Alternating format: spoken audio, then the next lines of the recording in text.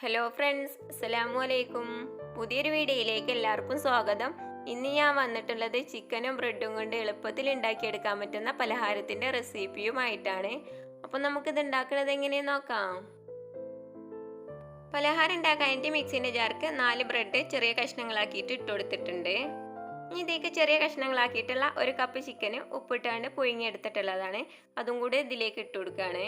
അത്യാവശ്യം വലുപ്പത്തിലുള്ള ഒരു സവാള ചെറിയ കഷ്ണങ്ങളാക്കിയിട്ടുള്ളതാണ്. അതും എരിവിന് ആവശ്യമായിട്ടുള്ള 2 പച്ചമുളക് ചെറുതായിട്ട് അരിഞ്ഞെടുത്തതും ചെറിയ 2 കഷ്ണം ഇഞ്ചിയും ഒരു 4 അല്ലി വെളുത്തുള്ളിയും കൂടി ചേർത്ത് കൊടുക്കുകയാണ്.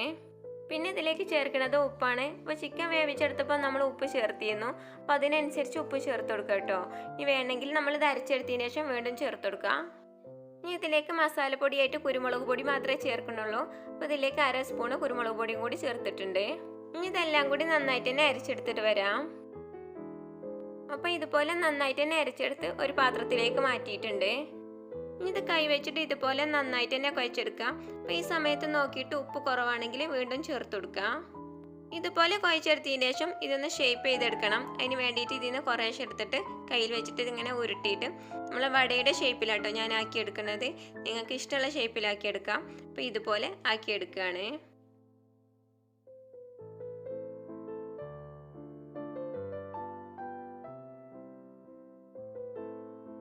അപ്പോൾ ഞാൻ ഇതുപോലെ ഷേപ്പ് ചെയ്തെടുത്തിട്ടുണ്ട്. ഇനി ഇത് മൈദപ്പൊടിയിലൊന്ന് മുക്കിയെടുക്കുകയാണ്. മൈദപ്പൊടിയിൽ ഇതുപോലെ മുക്കിയതിനു ശേഷം മുട്ടൻ്റെ വെള്ളയിലും കൂടെ ഒന്ന് മുക്കിയെടുക്കുകയാണ്. ഇനി ഇതുപോലെ ബ്രെഡ് പൊടിച്ചതിലും കൂടെ ഒന്ന് കോട്ട് ചെയ്തെടുക്കണം.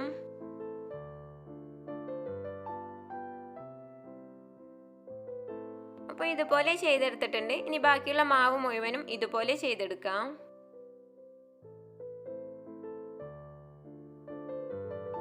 മുഴുവനും ഇതുപോലെ ചെയ്തെടുത്തിട്ടുണ്ട്. ഇനി ഇത് പൊരിച്ചെടുക്കാൻ വേണ്ടിയിട്ട് ഒരു പാത്രത്തിൽ കുറച്ച് എണ്ണ ഒഴിച്ച് ചൂടാക്കിയിട്ടുണ്ട്. ഇത് ഓരോന്നായി ഇതിലേക്ക് ഇട്ട് കൊടുക്കുകയാണ്. ഇനി ഇത് തിരിച്ചു മറിച്ചിട്ടെടുത്ത് നല്ലൊരു കളറാകുന്നവരെ പൊരിച്ചെടുക്കാം. ഇതിൻ്റെ ഉൾഭാഗത്തുള്ള ചിക്കനൊക്കെ വേവിച്ചെടുത്തോണ്ട് തന്നെ ഉൾഭാഗത്തൊന്നും വേവാനൊന്നുമില്ല. അപ്പം പുറം ഭാഗം മാത്രം നല്ലൊരു കളറായി കിട്ടിയാൽ മതി. പുറം ഭാഗം നല്ലൊരു കളറായി വന്നിട്ടുണ്ട്. ഇനി ഇത് എണ്ണയിൽ നിന്ന് കോരി മാറ്റാം. ഇനി ബാക്കിയുള്ളതും കൂടെ ഇതുപോലെ ഒന്ന് പൊരിച്ചെടുക്കണം. അപ്പോൾ ഇത്രയേ ഉള്ളൂ. പുറം ഭാഗം നല്ല ക്രിസ്പി ആയിട്ടുള്ള ഉൾഭാഗം നല്ല സോഫ്റ്റ് ആയിട്ടുള്ള പലഹാരം ഇവിടെ റെഡി ആയിട്ടുണ്ട്. ചിക്കനും ബ്രെഡൊക്കെ ഉണ്ടെങ്കിൽ നിങ്ങൾ ഇതുപോലെ ഒന്ന് ഉണ്ടാക്കി നോക്കിയിട്ട് അഭിപ്രായങ്ങൾ കമൻറ്റ് ബോക്സിലൂടെ അറിയിക്കുക. നിങ്ങൾക്ക് എൻ്റെ റെസിപ്പി ഇഷ്ടപ്പെട്ടാൽ സബ്സ്ക്രൈബ് ചെയ്യുക, ലൈക്ക് ചെയ്യുക, നിങ്ങളെ ഫ്രണ്ട്സിനും ഫാമിലിക്കും കൂടി ഷെയർ ചെയ്തെടുത്ത് സപ്പോർട്ട് ചെയ്യുക. ഇൻഷാ അല്ലാഹ് അടുത്ത വീഡിയോ ആയിട്ട് വരുന്നത് വരേക്കും അസ്സലാമു അലൈക്കും.